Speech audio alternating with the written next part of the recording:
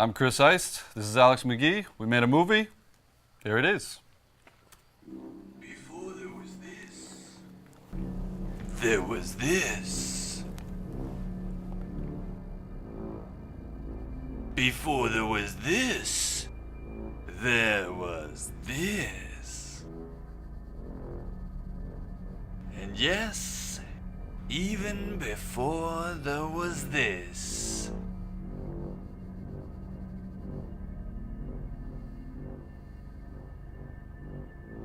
there was this.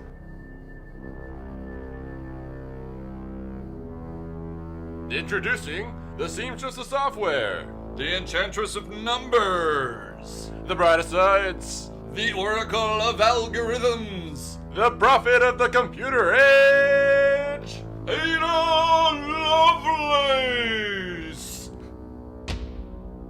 Ada was born in England, 10th of December 1815. Her mother was a mathematician. Her father was the world-famous poet Lord Byron.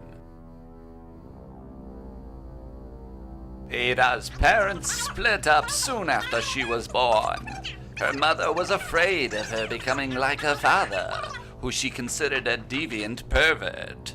Her mother figured the best way to prevent her from becoming like him was to train her in math. Ada was tutored by a few different people, including a respected scientist of the day named Mary Somerville, whose writing contributed to the discovery of the planet Uranus and to James Clerk Maxwell's ideas. This room's for music and dancing. Solfeggio is obligatory, but afterwards the pupils can choose piano, violin, harp, or the violoncello. The bar and the mirror are for ballet exercises. I don't insist on them perfecting this art, but they must practice 1 hour a day. Besides providing them with graceful movements, don't forget most of our pupils are no longer children, it also provides them with useful exercises and prevents them from indulging in morbid thoughts. This was a time and place in history where the people were extremely repressed. More so then, but not entirely unlike today. It is speculated that this is the same dress that Ada Lovelace wore at her prom. This prom would be very awkward, however, because she was homeschooled by her mom. It was further speculated that her prom date was a rosy palm with 5 fingers, though she did have an affair with one of her tutors. He was fired promptly. Ada saw herself as a mixture of her parents, both mathematician and poet. And she wanted to combine the two to better facilitate discovery and science. Ada's mother took her to see the famous inventor Charles Babbage. Mary Somerville introduced Ada to Babbage. Ada was immediately infatuated with his machine, but not with his machine. To clarify, they did not have an affair. This relationship was totally professional. The machine is composed of 8 stacks of cams attached to a shaft. Each cam, starting from the furthest one down, represents a placeholder for a unit. The first cam would be the ones place, second the tens, third the hundreds place, and so on. On these cams are a set of numbers 1 through 9, as well as a special case for 0. A preset gear will add, subtract, multiply, or divide these numbers on the stack, saving the output on a separate stack of cams. If the number on the solution stack ends up as 0, then a special helical drive in the back of the mechanism would move the next cam up by 1 unit. A special case for 0 was when the machine started out. In this case, the helix would not move any cams in the stack. To control these cams so they actually produce a result, a set of 3 types of punch cards were used. Operation cards, which gave a choice of addition, subtraction, multiplication, or division, as well as a 5th choice to advance the cards in the reader, kind of like a semicolon in the computer code. Number cards were used to store specific starting values and were usually the result of previous calculations. Variable cards were used to serve as arguments for the operation, completing the code to print, as well as zeroing out any column. Fortran used a similar system of punch cards to write computer codes. When Ada read some engineer's technical analysis of the analytical engine, she translated it into English. When she showed it to Babbage, he was puzzled as to why she did not also include her own original documents. She was like, "What? Really? Like, totally, I'll do that." She was afraid at the time of the prejudice against women in mathematics, as still exists today, as evidenced by my Valley Girl impression of Ada. But no shit was given that day by Ada. She still published it. Yeah. Her edition gave an understanding of the analytical engine that was deeper than even Babbage could have dreamt. These notes not only described the engine in great detail, but also showed how it could be used in ways such as storing music, documents, pictures, drawings, and doing complex numerical analysis. This thought wouldn't be rediscovered until our current computer age. Even though Ada's ideas and Babbage's machine were far ahead of its time, or perhaps because of it, they failed to get funding to build the complete machine. Like any machine, even if they had fully made the thing, it would have likely jammed and been sloppy due to mechanical limitations at the time. Because of the lack of interest from others and therefore funding, the idea of the computer was lost for a century.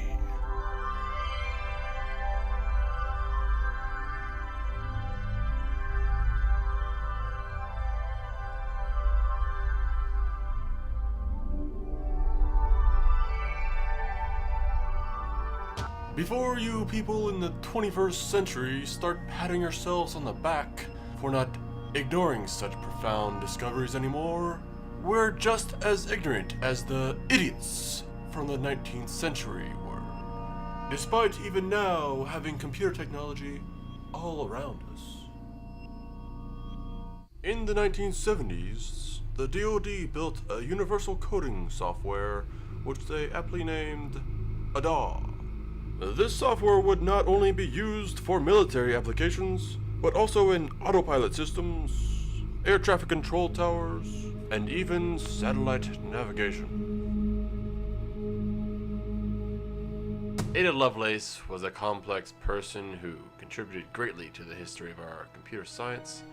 She died too early to be recognized in her lifetime for her great work. All the more reason she should be celebrated now as a great mathematician. There is some stuff not related to her math that we didn't go into because it wouldn't fit in the margins of this movie. She got married to this guy, and then she had some kids, a gambling addiction, and then she got cancer, and then became interested in mesmerism and new agey stuff. And then she died. You know what? The end.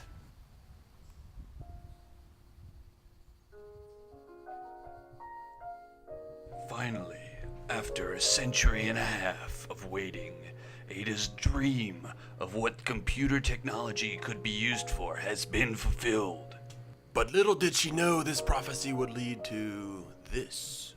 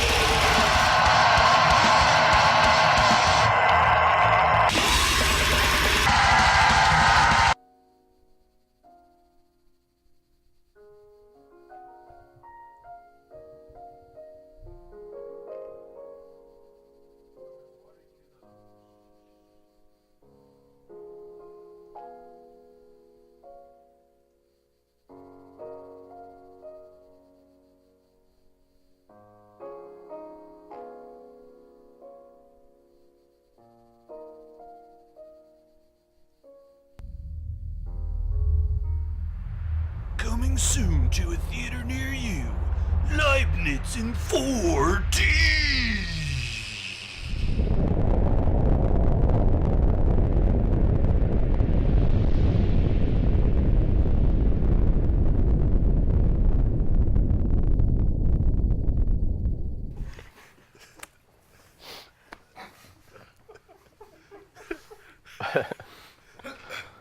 So hope you guys enjoyed that. We didn't get really far into this, the analytical engine. and it's mostly because it wasn't really her invention. But it is important to know kind of how she came about improving it. So I'm going to show you the correlation from the analytic engine to our computer code today. And I don't know how many of you know C++, but basically there's a couple things. I'll give you 5 topics in C++ that are equivalent to what they use. And hopefully by the end of this, you'll realize that this what they made in the 1850s is equivalent to what we do today, except way less processing power. So a couple things, including I/O stream. All right, this is the first line of code usually in a program, and it's going to tell you what, if you go back to the system, it's going to tell you what machine they're using. So are you using the difference engine 2, difference engine 3, right? So they made 2 in their life, or they came up with 2 in their lifetime, but it's going to tell you what system you're using. Next is going to be STD namespace. And this is basically like, what kind of cards are you using? Are you using 3 different type of cards, 4, 5? What kind of cards are you using, right? So the next thing we're going to talk about is initiate main.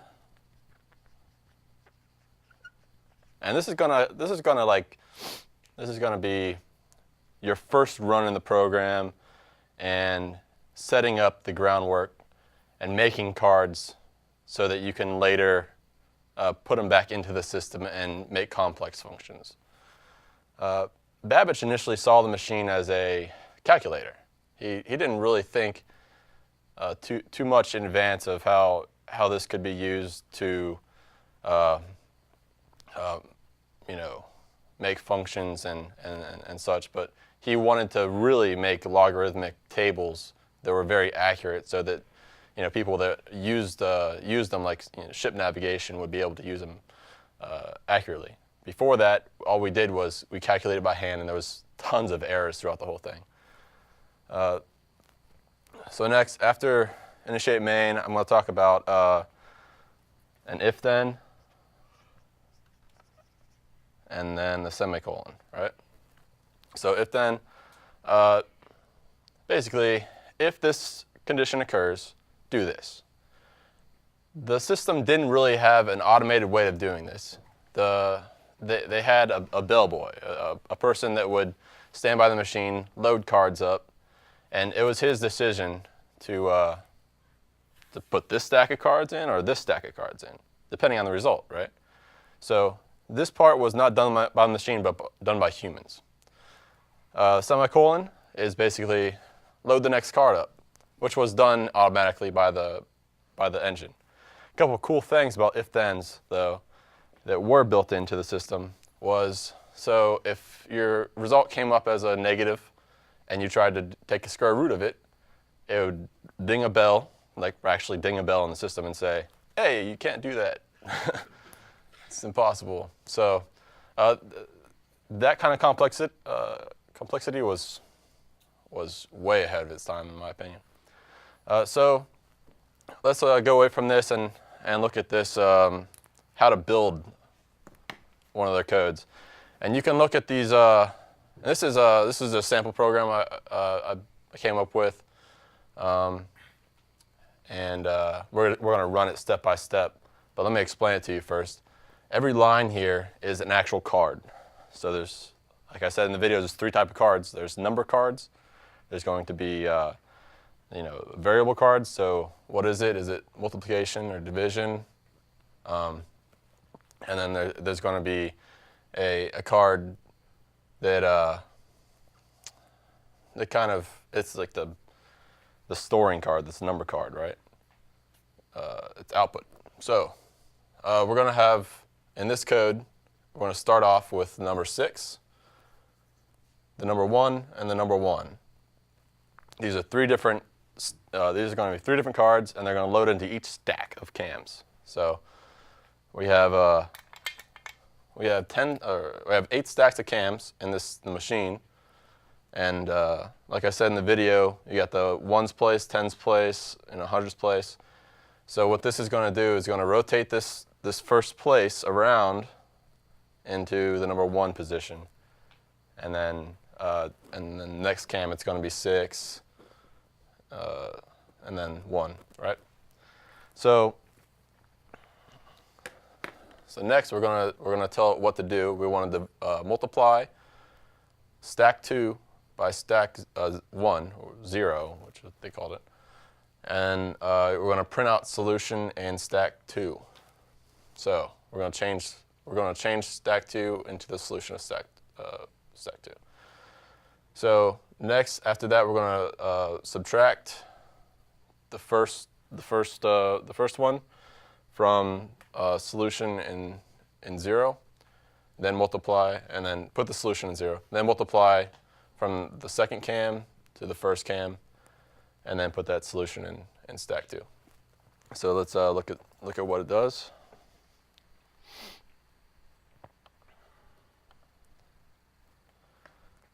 So we just now printed out 6, 1, and 1, and that's the order of our cams.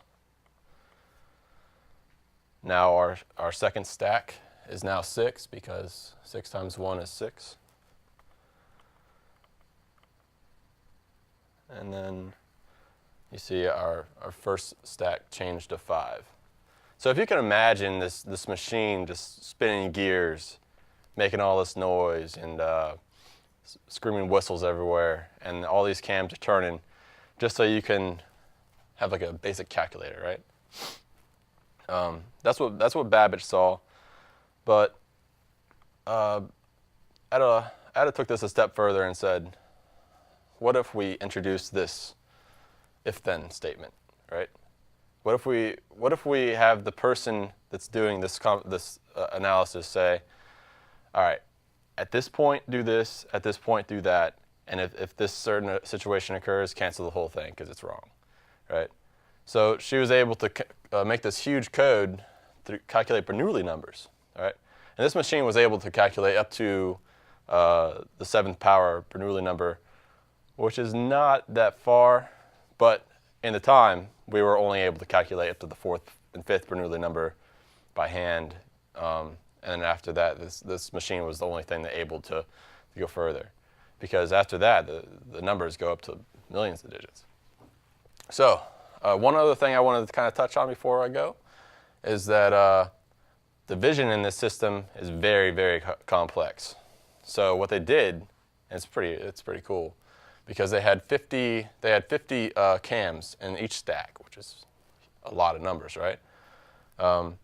They said, all right, well, instead of dividing, we're going to multiply each cam by 1,000,000, and then divide by whatever number, if you want to divide by half, then you would divide by 0.5, right? So you got to imagine that decimal place after your last significant digit and come back. So that was all figured out here, and that's how we were able to, well, they weren't able to because they didn't build it, but that's how we would have been able to start writing complex codes. Yeah? Any questions? Search it. Bernoulli number. It's okay, there's an equation. It's